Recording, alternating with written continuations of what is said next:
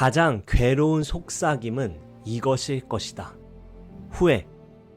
나도 한때는 인생에서 무언가를 하려고 했었다. 꿈이 있었다. 부, 명성, CEO, 자수성가, 그리고 보란듯한 성공. 그러나 지금은 죽어버린 나의 꿈이 청구서 더미 위에, 책상 위에, 평범한 삶 위에 힘없이 쓰러져 있을 뿐이다. 문득 이런 생각이 든다.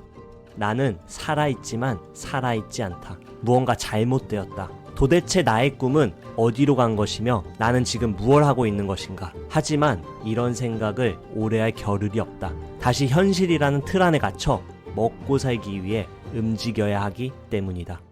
네, 안녕하세요. 많은 사람들이 성공을 꿈꾸고 멋진 차와 화려한 옷, 건강한 육체, 그리고 남들에게 존경받는 나 자신을 상상합니다. 하지만 시간이 지나면 지날수록 현실이라는 틀 안에 갇혀 생존을 위해 움직이며 하루하루를 바쁘게 살아가죠. 오늘은 미국의 사업가이자 작가인 MJ 드마코의 언스크립트를 참고하여 저의 생각까지 함께 더해 왜 꿈을 잃고 방황하는지, 어떻게 하면 성공으로 나아갈 수 있는지에 대해 말해보도록 하겠습니다. 저는 19살이고 이제 막 대학교 2학년을 마쳤습니다. 가족과 함께 식탁에 둘러앉아 식사를 하면 무언가 분명하게 보이는 것이 있습니다. 우리 어머니는 싫어하는 직장을 15년째 다니고 계십니다. 우리 아버지는 전기공학 석사학위 보유자이신데 나사에서 군용 하드웨어를 만드는 일을 하셨습니다. 그리고 몇 차례에 걸쳐 정리해고 당했고 그럴 때면 몇 달을 무직 상태로 지내곤 했습니다. 지금은 일을 하고 계시지만 무언가 낌새가 이상합니다.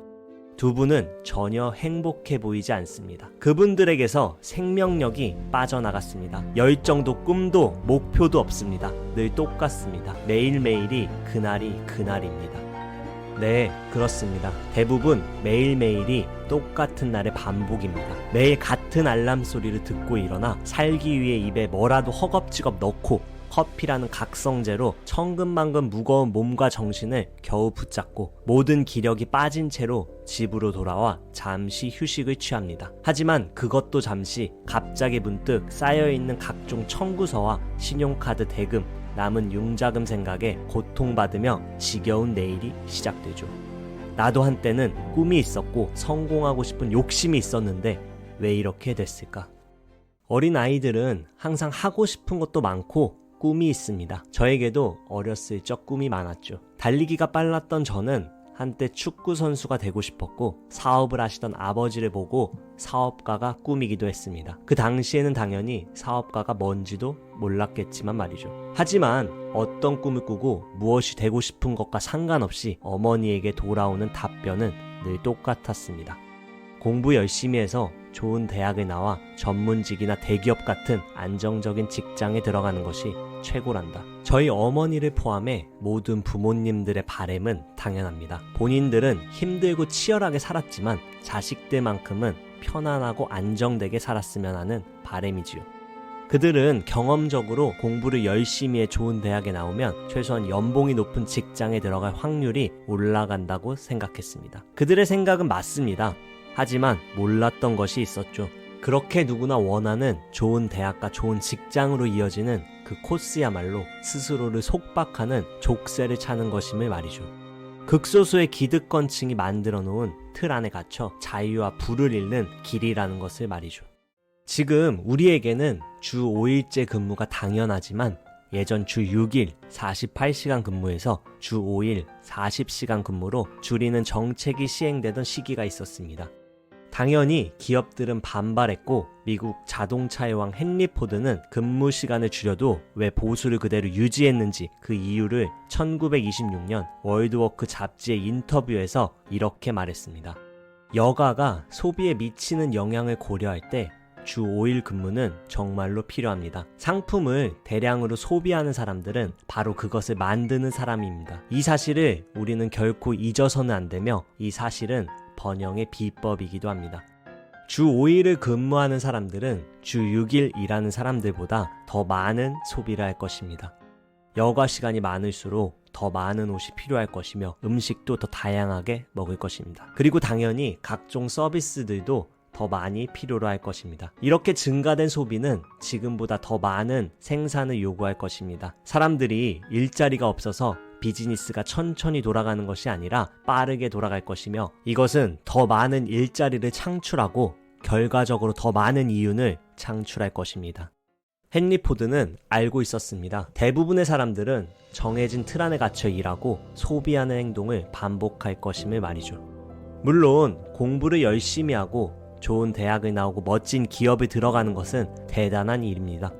여기서 우리가 생각해야 하는 포인트는 바로 그 대단한 일을 정말 내가 원해서 나의 생각에서 비롯된 것인지 아니면 다른 사람으로부터 비롯된 생각인지입니다. 이것은 단순히 너가 좋아하는 일을 해라가 아닙니다. 패러다임, 즉 정해진 사고방식에서 벗어나는 것입니다.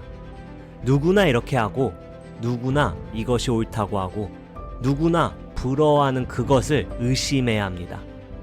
그것은 누군가가 짜놓은 함정일 수 있고 나를 올가매는 족쇄일 수 있습니다. 누군가의 생각을 의심하지 않고 스스로 생각하는 법을 모른다면 나는 계속 누군가 짜놓은 프로그램 속에서 기계처럼 움직이는 그런 신세로 전락할 수밖에 없습니다. 2005년 스탠퍼드 대학교 졸업식 연설에서 스티븐 잡스는 이렇게 말했습니다. 도그마의 덫에 걸리지 마세요. 그것은 다른 사람들의 생각에 따라 사는 것을 말하는 것입니다. 잠시 MJ 드마코의 쓴소리를 한번 들어보시죠. 나이를 먹어라. 승진을 위해 안간힘을 써라. 연장 근무를 하고 상사들에게 당신이 무엇을 할 수 있음을 보여줘라. 열심히 일하고 더 열심히 놀아라. 결국 한 번뿐인 인생 아니던가. 나이를 먹어라. 1년에 2주뿐인 휴가만을 생각하며 열심히 일하라. 설명할 도리 없는 공허함을 채우기 위해 소비하라. 일, 주택융자, 자동차 할부, 신용카드 대금, 계속되는 부채에 허덕이지만 휴가와 어제 주문한 물품을 생각하며 오늘을 버틴다.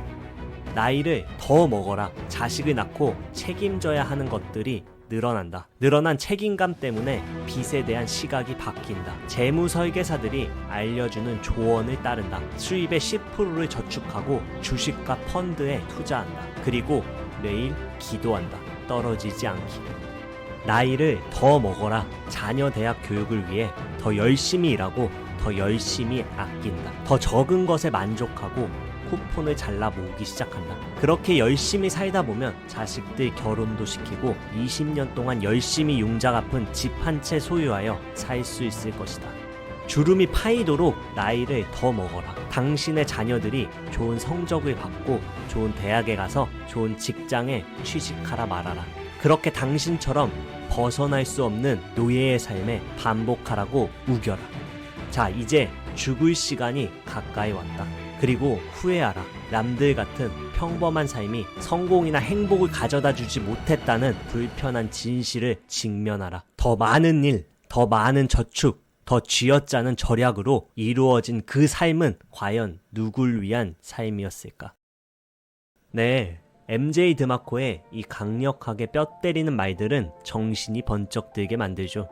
삶은 그저 존재하는 것이 아닌 무언가 되어가는 것에 대한 것입니다. 남들이 이렇게 저렇게 하라고 해서 그저 사는 것이 아닌 진정으로 스스로 원해서 나의 삶을 살아야 하는 것입니다. 아마 여기 오신 모든 분들은 자신의 인생을 보다 나은 방향으로 나아가기 위해 계속 노력하고 계실 겁니다. 수많은 자극적인 영상들과 유혹들을 뒤로 한 채 어떻게 하면 현재 상황보다 더 나아질까를 고민하고 있으니 말이죠. 네, 정말 좋은 출발입니다. 시작이 반이라고 이미 수많은 그렇지 못한 사람들에 비해 앞서 나가고 있을 겁니다. 하지만 나머지 반을 채워야지 소정의 결과물을 창출할 수 있습니다.